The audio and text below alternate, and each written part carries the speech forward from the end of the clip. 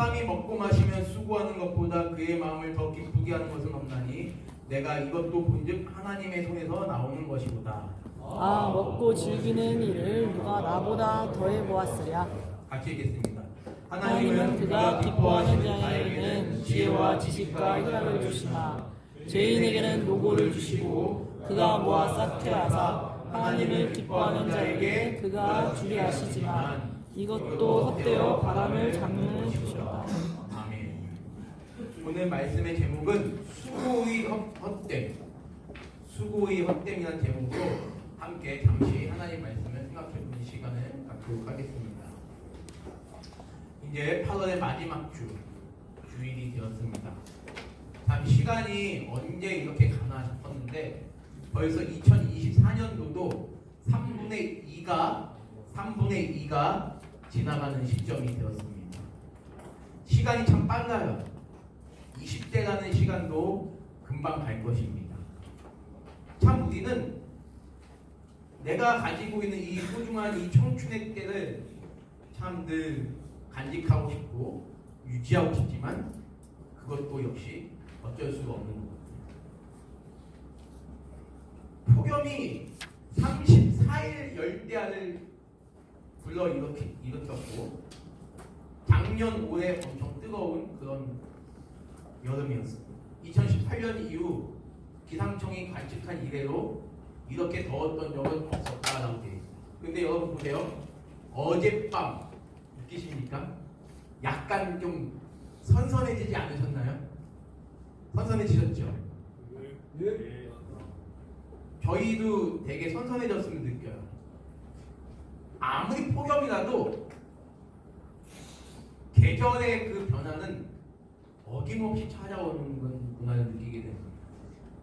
아무리 더웠어도 우리가 이제 11월 정도 되면 그때는 야, 왜 이렇게 춥지 할 정도로 2024년도에 더위가 기억이 나지 않는 것. 그렇게 또 추운 계절이 여러분들에게 돌아올 겁니다. 더군다나 물론 11월 달에 전역하는 분들은 뭐 해당이 없겠지만 작년에 올해 12월에 전역하시는 분 한번 생각해 보세요. 작년 11월, 12월, 1월, 2월 얼마나 추웠습니까? 올해 군대에서 겨울을 맞이하게 된 우리 용사들은 얼마나 춥겠습니까? 군대에서 맞이하는 겨울은 아마 밖에서 맞이하는 겨울보다 따뜻한가요? 추운가요? 춥죠. 춥습니다. 저는 경기도 연천에서 군생활을 했습니다. 경기도 연천은 4월까지도 밥을 먹고 식기를, 지금은 식기를 여러분 씻지 않잖아요. 취사병들이 다 씻잖아요. 우리 때는 식기를 다 우리가 씻었어요.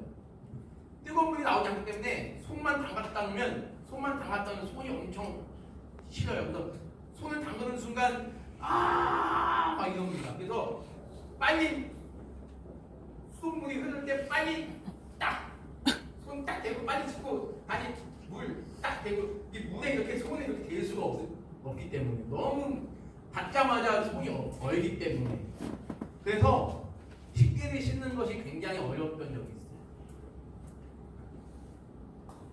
그리고 제가 예전에 설교 때 그런 얘기를 했는데 저는 손빨래를 거의 해보지 않고 군대를 갔었기 때문에 손빨래를 이제 군대에서 손빨래를 해야 되잖아요. 양말도 내 손으로 빨아야 되고 속옷도 다 내 손으로 빨아야 되는데 이게 빨래를 제가 제대로 못하니까 고참들한테 되게 혼났습니다. 그 혼나는 그 시간을 겪으면서 군생활을 했어요. 1, 2등병 때는 고참들하고 냉수마찰도 했는데 경기도 연천에서의 그 냉수마찰은 정말 지금 잊지 못할 만큼 너무너무 차가웠다. 정말 온몸이 그냥 얼어가지고 그냥 촉감이 없을 정도, 꼬집어도 촉감이 없을 정도로 그런 경험을 했던 적이 있습니다. 이제 조금 있으면 9월이 되고 10월이 되고 우리가 생각하는 이 시간들은 2024년도는 또 영원히 우리에게는 이제 돌아오지 않은 그런 시간이 될 것입니다. 중학교 한 3학년 정도 되니까요. 중학교 3학년 정도 되니까 여러분들은 중학교 3학년 때 어떻게 보내셨나요? 저는 중학교 3학년 때 밤 9시까지 자율학습 됐습니다. 밤 9시까지 자율학습 간 다음에 별을 보면서 집에 갔는데, 야, 저는 이제 고등학교 비평준화 지역이었거든요. 비평준화 지역이었기 때문에 1위 무슨 학교, 2위 무슨 학교, 3위 무슨 학교 해가지고 공부를 못하면 시 바깥으로 이제 떨어지게 되는데, 아무튼 정말 공부를 해가지고 다들 열심히 그 공부하면서 야, 빨리 고등학교만 진학하면 좋겠다라는 시간에 그런 생각을 했었습니다. 고등학교만 올라가면 너무 행복하겠구나. 근데 고등학교를 갔어요. 고1 때부터 뭐가 시작이 됩니까? 대학 입시가 본격적으로 시작이 되죠. 그러니까 고등학교 1학년 때부터 밤 10시까지 학교에서 자율학습을 하는 거예요. 그건 선생님이 온지 안 오는지 방을 보다가 선생님이 안 오면 다른 행동을 하다가 선생님이 오면 막 공부하는 척을 했던 그런 기억이 있습니다. 그러면서 고등학교 3학년을 보냈죠. 그러면서 이제 고등학교 3학년을 보내면서 아, 정말 이제 대학만 가면 또 모든 것이 성공이겠구나. 대학만 가면 정말 잘 되겠구나라는 생각을 했었죠. 근데 대학을 가니까 또 기다리는 것이 무엇입니까? 제가 96년도 9월달에 뭘 받았는지 아세요? 96년도 9월달에 신검을 받았어요. 7월에 신검 통보가 왔습니다. 강릉도시 띵동 네, 신검이에요? 그래서 신검 통보를 받았어요. 야, 드디어 내가 군대를 가는 나이가 되었구나. 아, 군대를 어디 가야 되지? 막 고민했던 적이 있습니다. 저희 때나 지금이나 변함이 없어요. 가장 편하고 널널한 데는 공군이에요. 그 다음에 해군이고 그 다음 육군이다 이렇게 얘기를 합니다. 여기 해군은요 힘든 제 친구 중에 해군 나온 친구가 있지만 해군은 힘든 게 없어요. UDT가 힘들지 해군은 힘들지 않아요. 해군 자기가 2년 8개월 동안 군생활하면서 배 딱 2번 타봤어요. 가장 힘든 데가 육군이다. 여러분, 전쟁이 일어나면 승리의 깃발은 누가 꽂는지 아세요? 육군이 꽂아요. 육군 중에서도 죄송합니다. 포병이 아닌 보병이 꽂습니다. 근데 제가 뭐 그 얘기는 중요한 건 아니지만 야, 신검을 또 받아서 군대에 가야 되겠구나 하니까 또 앞이 캄캄한 거죠.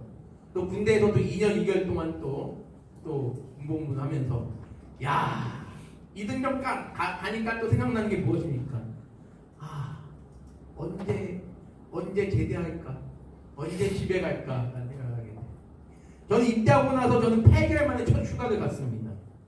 8개월 만에 첫 휴가를 갔는데 그때 첫 휴가의 기쁨은 지금도 말할 수 없을 정도로 너무 짜릿했던 그런 추억이 있습니다. 고참이 전곡역이라고 했는데 전곡역에서 밥을 사주는데 그 밥이 너무너무 맛있었어요. 그 밥 먹고 기차를 타고 쭉 1시간 동안 가다가 1시간 후에 다시 의정부에서 다시 지하철 타고 집까지 그게 돌아갔는데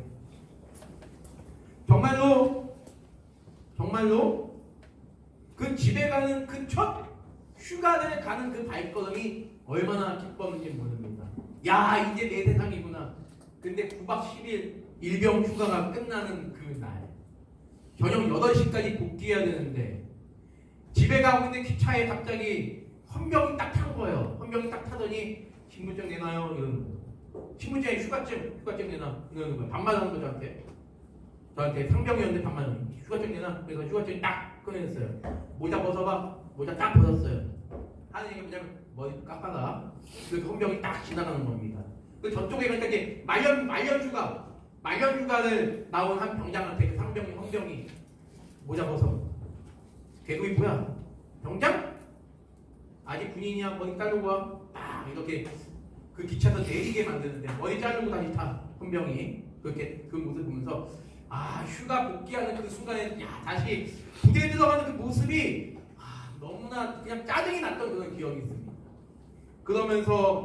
그러면서 참 감사하게도 휴가나 어떤 그런 것들을 많이 겪으면서 그때 느꼈던 그 자유, 그러면서 아, 이제 군대에서 이 2년 2개월의 생활을 빨리 벗어나야지 하고 마침내 군대를 전역했는데 군대를 전역하니까 또 뜻하지 않는 일들이 벌어지게 되죠. 이제부터는 부모님, 지금까지 내 인생은 부모님에게 모든 것을 의존하고 살았던 인생이었다면 이제부터는 제가 제 앞길을 개척해야 되는 그런 상황이 됐어요. 그래서 알바를 막 했습니다. 알바를 하면서 한 달에 받는 그 월급을 보면 그 기분이 너무 짜릿하더라고요. 그러면서 다시 대학교를 복학했어요. 대학교를 복학했는데 등록금이 내야 돼. 또 이제 공부를 해야 되잖아요. 야, 빨리 대학을 졸업하자. 대학을 졸업하면 이제 또 취업을 하겠지. 아싸 하고 이제 너무 좋아했는데 저에게 있어서 좋은 건 뭐고 저는 이제 신학을 공부했기 때문에 이제 목회자의 길을 가는 거니까 목회자의 길을 가는 건 목회자가 되면 너무너무도 이제 내 인생에 또 이제 잘 되겠구나. 근데 꼭 그것이 아니에요. 또 여러 뜻하지 않은 일들을 겪으면서 또 남자나 여자에게 또 그 당시 중요한 거 뭐였을까? 바로 결혼이었죠. 결혼을 하면 행복하겠고 자녀를 낳으면 정말 행복하겠지. 이제 결혼했죠. 자녀는 아직 없습니다. 없는데 결혼한 사람들 보면 다 자녀들을 위해서 뒤치다거리고 자녀들을 위해서 돈 벌어오는 그 모든 그 가정을 유지하기 위해서 뭔가 해야 되는 그 모든 것들이 결코 하나도 편하지 않더라는 거예요. 중학교를 졸업하고 고등학교 가면 끝나는 줄 알았는데 고등학교 가니까 또 다시 대학교 가야 되고 대학교 가면 끝난 줄 알았는데 다시 군대 가야 되고 군대 가서 끝날 줄 알았는데 다시 취업해야 되고 취업하고 끝났는데 다시 결혼해야 되고 결혼하고 신혼여행만 갔다 오면 신혼여행 갈 때 그 기분은요, 여러분 나중에 신혼여행 가게 되면 알겠지만 신혼여행 가게 될 때 그 기분은요 말할 수 없이 짜릿합니다. 우리 저 뒤에 우리 기려석 기사니까 우리 권예인 기사님 계시지만 신혼여행 가는 때 그 기분이 어떠셨습니까 우리 기려석 기사님? 너무 좋으셨죠? 근데요, 저도 그랬어요. 저희 아내한테. 군대가 아니죠. 신혼여행 갔다 오고 나면요, 이제부터는 또 죄송한 말씀이지만 또 삶에 찌든 바쁨의 연속이에요. 그러다가 나중에 어떻습니까? 이 세상을 100년 정도 살다가 다 가는 거죠. 여러분, 제가 여러분에게 한번 물어볼게요. 여러분들은 어떤 수고를 하고 계십니까? 얼마나 많은 수고를 하고 계시죠? 군에서 지금 여러분 나라를 지키기 위해서 얼마나 많은 수고를 하고 계십니까? 우리 일포대 우리 연준 선생님 얼마나 많은 수고를 하고 계십니까? 수고 많이 하셨죠 지금까지? 예. 연준 선생님들의 대한민국이 잘 지켜진 거죠? 그런 믿음을 가지고 군생활 하셔야 돼요. 제가 여러분들에게 하고 싶은 얘기는 뭐냐면 내가 있기에 우리 대한민국이 있다라고 생각하시면 됩니다.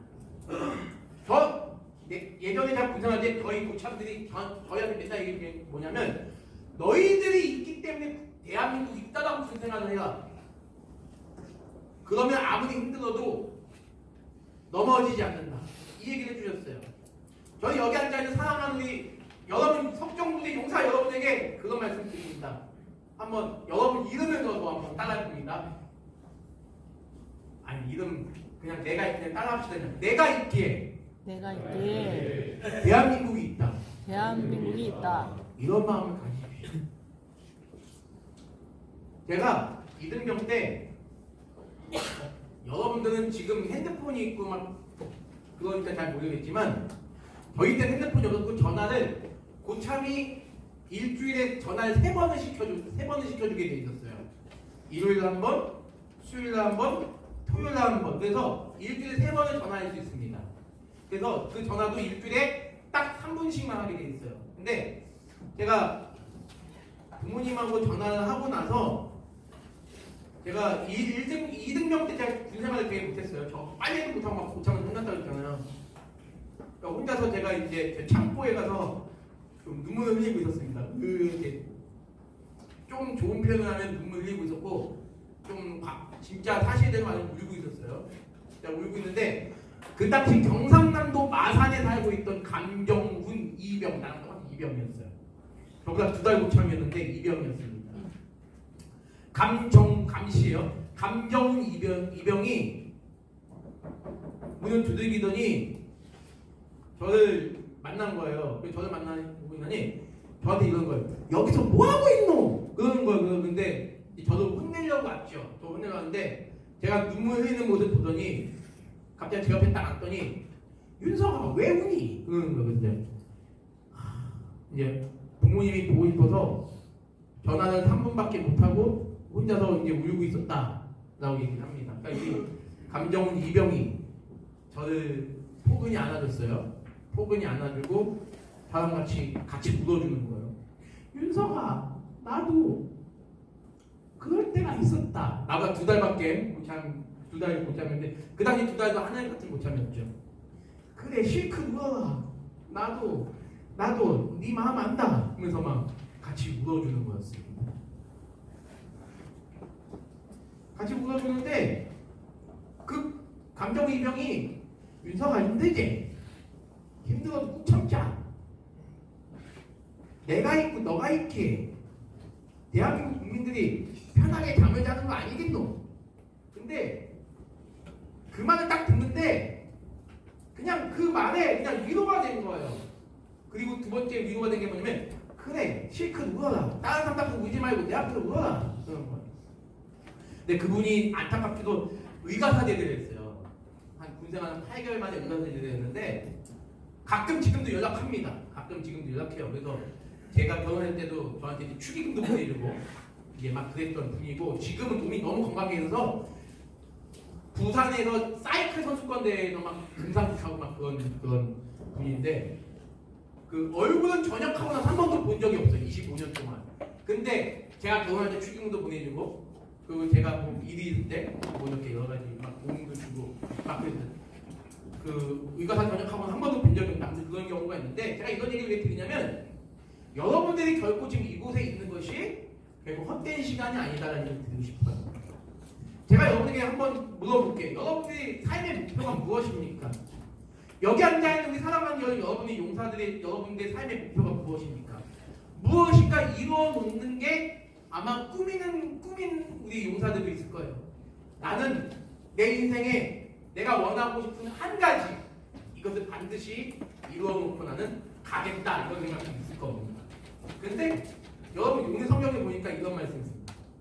내가 이루어 놓은 것들을 수많은 사람들이 분명히 그것을 누리게 될 거예요. 만약에 라이트 형제가 비행기를 발명했잖아요. 라이트 형제가 비행기를 발명했을 때는 처음에는 그런 생각 안 했어요. 라이트 형제 동생이 먼저 비행기 하늘을 나는 새들을 바라보면서 아 나도 저 새처럼 하늘을 날 수 있는 존재는 얼마나 좋을까라는 고민을 했어요. 그러니까 형이 그러면 그 빌 라이트에게 이렇게 얘기합니다. 라이트야, 우리가 한번 하늘을 나는 기구를 한번 만들어 볼까? 해가지고 여러 가지 시행착오를 겪죠. 깡통을 매달고 날다가 넘어져가지고 다치고 까지고 얼굴이 부서지고 막 그랬던 그런 경험을 통해 가지고 그걸 만드니까 결국에는 최초의 비행기를 라이트 형제가 만들기 시작하죠. 근데 그 라이트 형제가 만든 그 비행기를 그들이 누린 것이 거의 없어요. 오히려 그 후대 사람들이 계속 비행기를 누리게 되었고 여러분들도 그 비행기가 있기 때문에 얼마나 해외여행 또는 제주도를 마음대로 갈 수가 있겠어요. 벨이라는 사람이 전화기를 만들었기 때문에 우리가 전화를 통하여 먼 곳에 있는 사람하고 연락할 수 있잖아요. 그리고 또 우리는 렌트겐이라는 사람이 X광선을 만들어서 사람 몸에 있는 그 병을 치유할 수 있도록 X선을 또 여러 가지 또 사람 몸을 볼 수가 있지 않습니까? 또 우리가 할 수 있는 게 뭐예요? 자동차를 발명한 포드가 있었기에 그 후대 사람들이 자동차를 타고 다닐 수 있는 거 아닙니까? 기차를 만들었던 사람이 누구입니까?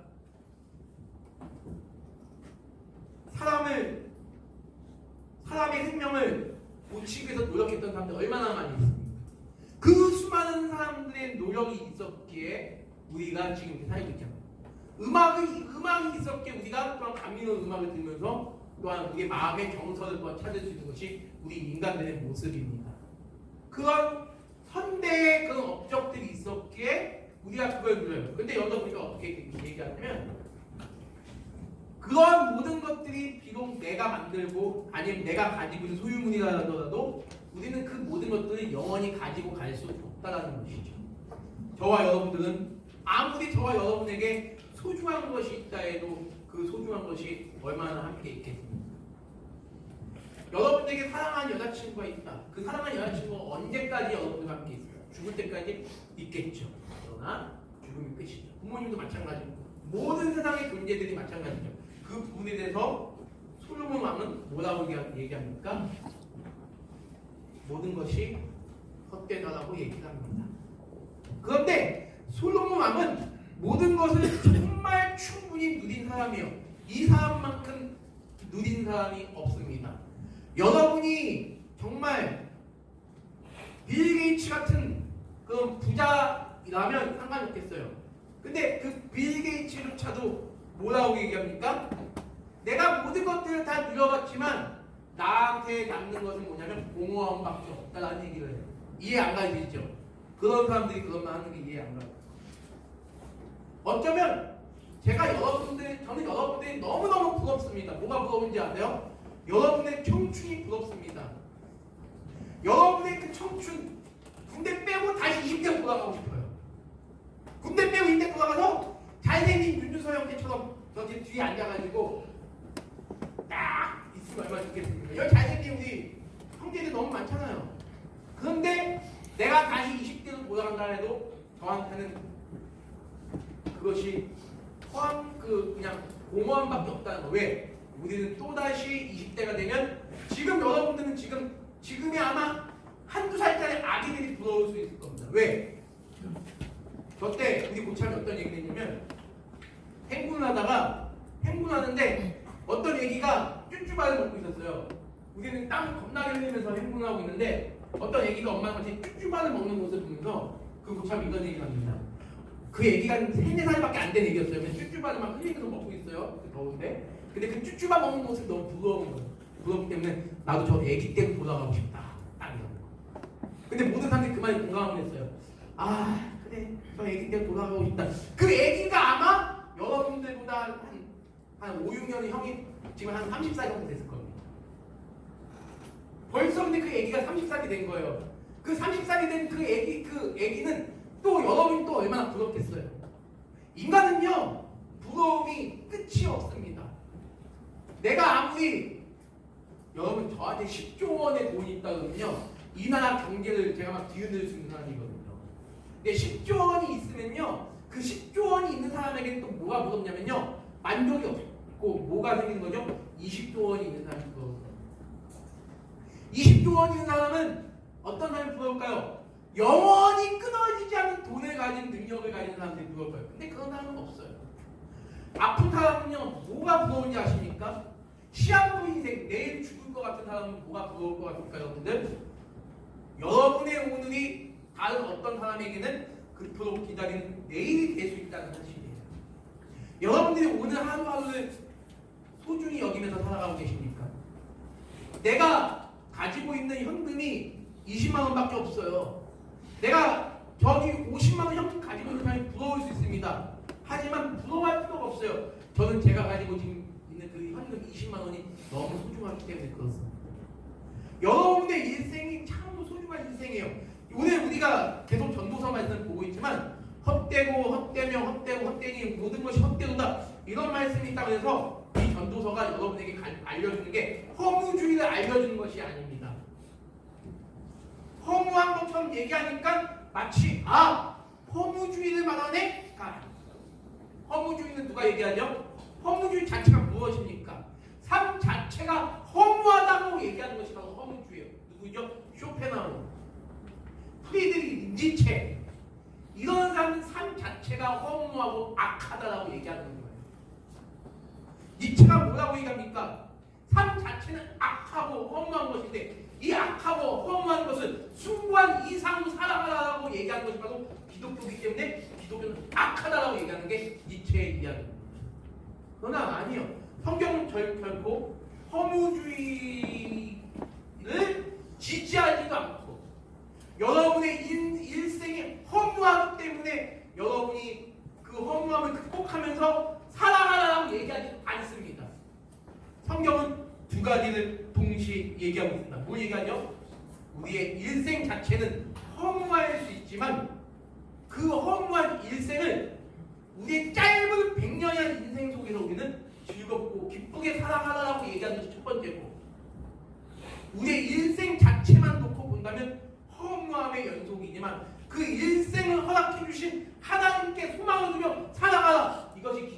두 가지 이야기입니다. 전도서가 얘기해 준 것이 바로 그 두 가지예요. 뭐예요? 이 짧고 순간의 그 우리의 모든 과정들, 이제 8월 25일 이제 여름이 거의 끝나가고 가을이 시작되면 어김없이 돌아가는 그 시간의 세월 속에서 단지 우리는 시간이 흘러가는구나, 나도 벌써 이제 한 살을 더 먹어갈 때가 되었나? 라는 그런 생각으로 살아가는 것이 아니라 지금 나에게 주어진 하루하루를 기쁘고 소중하게 살아가라 라는 것이 전도서의 말씀입니다. 저는 지금 여러분들이 단순히 저녁을 기다리면서 당연히 저녁을 기다리면서 살아가야 되겠죠. 그러나 단순히 저녁 날짜만 기다리고 살아간다면 그 삶이 얼마나 참 힘들고 무의미하겠습니까? 하루하루가 얼마나 힘들겠어요. 그러나 여러분들 좀 마음을 여유 있게 사시기 바랍니다. 여러분들은 어떤 사람들이니까 하나님의 자녀들로서 잘 인내하면서 열심히 살아가시기 바라요. 이 하루가 어떤 사람에게는 정말로 기다리는 하루가 될 수 있다니까요. 어떤 오늘 죽는 사람에게는 여러분이 맞이하는 내일이 얼마나 소중한 날이 되겠습니까? 그 하루를 소중하게, 기쁘게, 즐겁게, 신나게 살아가. 저는 여기 앉아있는 우리 용사 여러분들이 그런 마음으로 살아갔으면 좋겠습니다. 올해 2024년도 올해 우리 대한민국 자살자가 몇 명인지 아십니까? 3,025명입니다. 올해 한 해만 얼마나 많은 사람들이 자살했습니까? 근데 그 중에서 48.1%가 누군지 아세요? 10대 청소년들이 자살했어요. 10대 청소년들이 자살했는데 그 유서를 남긴 16%의 학생들이 뭐라고 얘기를 했냐면 대학 가는 것이 두려워서 자살해요. 과연 내가 20살 이후에 잘 살아갈 수 있을까 걱정돼서 자살. 여러분 이거 너무 불쌍하지 않습니까? 나쁜 표현하면 얼마나 어리석어요. 20살도 안 됐는데 무슨 20살 걱정이합니까? 여러분 저녁 이후에 걱정하십니까? 걱정하시겠죠. 하시더라도 저는 여러분에게 제가 지금 이 말씀을 여러분에게 드리기 위해서 지금 이 자리에 선주를 믿습니다. 하나님이 여러분의 일생을 지켜주시기 때문에 여러분 제발 그 하나님을 의지하고 사시길 소망합니다. 저는 이 얘기를 여러분에게 드리고 싶은 거예요. 비록 내가 수고한 것을 나중에 내 자녀가 갖게 되고 내 후손이 갖게 되고 정작 나는 가질 수 있는 것이 없다 할지라도, 내가 죽을 때 아무것도 가져갈 수 있는 사람이 아닐지라도, 여러분의 자식이 훌륭한 사람이 태어날지 평범한 사람이 태어날지 또는 죄인이 태어날지 그건 몰라요. 모릅니다. 그런 생각하고 사는 사람들이 또 있어요. 난 결혼하기가 싫어. 왜? 내가 태어나 얘가 나중에 범죄자가 태어나거든. 그런 쓸데없는 생각을 가진 사람들이 있더라는 거예요. 근데 여기 계신 여러분들은 그러지 않잖아요. 여러분들은 지금 하루하루를 소중히 여기다가 여러분과 또 사랑하는 여자를 만나게 되면 결혼하시고 결혼해서 또 행복하게 살아갈 꿈을 꾸셔야지. 결혼하면 돈 벌고 또 힘들게 살아가고 그러다 죽는구나. 이렇게 살아가면 여러분 인생이 얼마나 재미가 없고 우울하겠습니까? 하나님을 믿는 사람들은 그런 삶이 아니에요. 하루하루 살더라도 어떻게 살아야 된다? 기쁘고 즐겁게 살아야 된다. 비록 우리에게는 완전한 소망이 없지만 오직 하나님에게만 우리의 소망이 있다라고 믿고 살아가는 것이 저와 여러분의 일생이 되어야 되지 않겠습니까? 저는 오늘 말씀을 보면 오늘 이런 얘기가 있습니다. 24절에 사람이 먹고 마시며 수고하는 것보다 그의 마음을 더 기쁘게 하는 것은 없나니. 이 표현이 보여. 먹고 마시는 거는 너무 기뻐 보이죠. 근데 여기 보면 수고하는 것도 기쁘다고 얘기했어요. 여러분들. 막상 여러분이 인간이 이 세상에 존재하게 된 이상 우리에게는요 편하게 누워서 편하게 먹고 마시는 일들은 없어요. 웬만해서는 다 돈을 벌고 일을 해야 우리가 건강하게 먹고 살 수 있다는 겁니다. 근데요 제가 여러분들도 아마 그런 경험 해보신 적이 있는데 사람이 일 안 하고 정말 안 하고 아무것도 안 하고 엄마 아빠가 주는 거 맛있게 먹고 친구가 사주는 거 맛있게 먹고 한 석 달은 가더라고요. 석 달은 가는데 석 달이 가면 온몸이 찌틀립니다. 누가 나 일 좀 시켜줘. 누가 나 일 좀 시켜줘. 그래서 우리 이제 전역한 용사들 보면 너랑 가끔 통화하는 용사들도 있는데 전역한 지 한 2주 정도 쉬니까요 온몸이 뻐근하고요 더 이상 쉬고 싶지가 않대요. 누가 나 일 좀 시켜줬으면 좋겠대요. 그래서 지금 일 열심히 하는 그런 장병들도 있습니다. 동북포대 우리 이신규 형제가 지금 드럼학원 원장을 하고 있어요. 저 화성에서. 근데 딱 2주 쉬고 한 10일 쉬고 일을 시작했는데 10일 쉬었는데도 더 이상 쉬고 싶지가 않대요. 여러분 그거예요. 여러분 수고하면요 고생 아닌데요. 고생처럼 느껴질 수 있는데 수고가 절대 고생이 아닙니다.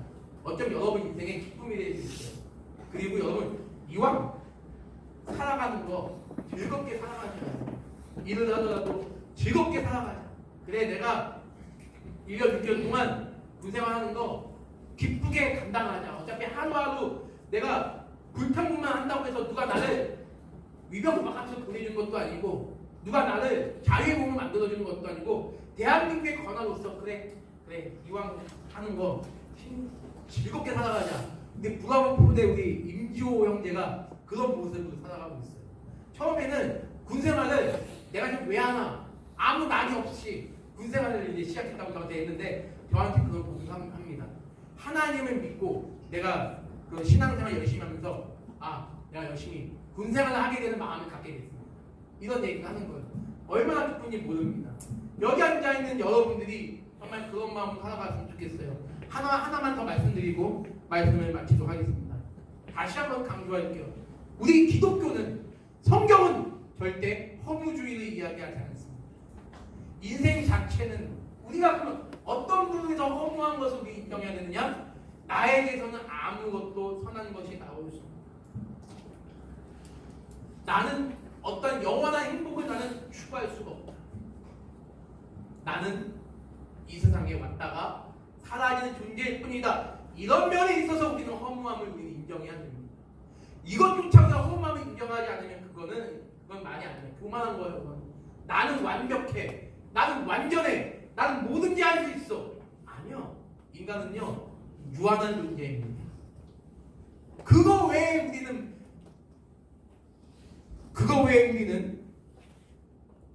다 하나님이 주신 것을 믿고 살아가길 소망합니다. 사람이 먹고 마시며 수고하는 것보다 그의 마음을 더 기쁘게 하는 것은 없나니 내가 이것도 본즉 모든 것이 다 하나님의 손에서 나오는 것이오다. 우리의 건강, 우리의 생명, 여러분의 부모님, 여러분의 사랑하는 친구들, 모든 지인들, 여러분이 가리킨 모든 것들, 이 모든 것들이 하나님의 은혜로다라는 것. 이 하나님의 은혜임을 믿으시면서 여러분이 이 땅에 살아가는 동안 즐겁게 살아가시고 하나님이 여러분을 이곳에 보낸 이유가 분명 있는 줄 믿습니다. 이 대한민국에 여러분을 이 땅 가운데 존재케 하신 이유가 있는 줄 믿습니다. 우리 하나님께서 그렇기 때문에 우리 하나님께서 여러분 이 땅에 보내신 이유가 분명히 있고 그 이유를 분명히 여러분들과 하여금 발견해 나가게 하실 것이기 때문에 저와 여러분들은 우리를 이 땅에 존재하게 하신 그 하나님을 우리가 의지하면서 살아갈 수 있는 그런 믿음의 우리 용사 여러분 되시길 소망합니다. 때로는 포기하고 싶고 때로는 짜증날 수 있고 때로는 진짜 싫을 수 있지만 인생 살아가다 보면요 그런 일들이 되게 많아요. 연속이 될 수 있습니다. 그럴 때마다 여러분과 함께 하시는 여러분의 주 되시는 우리 하나님을 끝까지 붙잡으면서 인내하면서 살아갈 수 있는 우리 모든 사랑하는 석정부대 용사들 되시기를 간절히 소망합니다. 우리 기도하겠습니다. 하나님 아버지 참으로 감사합니다. 어떻게 보면 우리에게는 너무나 짧은 인생일 수 있습니다. 벌써 우리 용사들이 청년의 때를 맞아요. 이렇게 국가의 부름을 받고 군생활을 하고 있습니다. 이 시간이 지나면 또 다른 여러 가지 일들을 경험하게 될 것인데 아무리 기쁘고 행복한 것들만을 경험했다고 해서 누릴 걸 다 누렸다고 해서 우리에게 허무함이 없는 것이 아닌 줄 믿습니다. 그렇기 때문에 이 땅 가운데 살 동안 우리가 늘 하나님을 진심으로 경외하며 살아갈 수 있는 믿음을 더하여 주시옵소서. 한 번뿐인 인생, 하나님께서 이곳에 앉아있는 사랑하는 용사 한 명 한 명을 이 땅에 존재하게 하신 이유가 있는 줄 믿습니다. 우리 용사들의 삶을 주님 지켜주시고, 우리 용사들이 늘 주님을 의지하며 살아가게 도와주시고, 늘 이 삶을 늘 감사히 여기면서 살아갈 수 있는 우리 모든 용사들에게 도와주시옵소서. 하나님을 경외하며 하나님께 소망을 두며 살아갈 수 있는 우리 용사들 모두가 되게 주여 인도하여 주시옵소서. 감사하며 살아계신 예수님의 이름으로 기도드립니다.